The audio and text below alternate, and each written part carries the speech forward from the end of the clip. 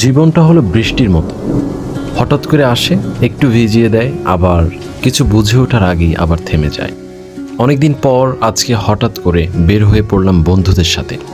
কোনো প্ল্যান না, কোনো হিসাব না, শুধু মনে হলো আজকের দিনটা একটু নিজেদের মতো করে কাটাই। আসলে আমরা সবাই এত ব্যস্ত হয়ে পড়ি যে নিজেদের মানুষগুলোর সাথে বসে একটু সময় কাটাবো তাও কঠিন হয়ে যায় অনেক।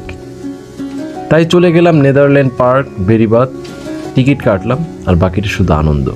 এই দৌড়দৌড়ি, হাসাহাসি বাহির থেকে দেখতে খুব সাধারণ মনে হতে পারে, কিন্তু ভেতরে ভেতরে এর ফিলোসফি হচ্ছে নিজেদেরকে বাঁচিয়ে রাখা, আনন্দ।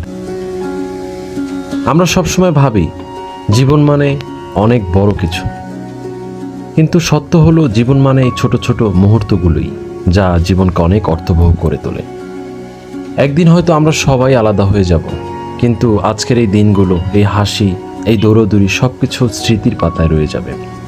আমরা সবাই জীবনে কিছু না কিছু পেতে দৌড়াচ্ছি, কিন্তু মাঝে মাঝে নিজেদেরকেও একটু সময় দেয়া দরকার।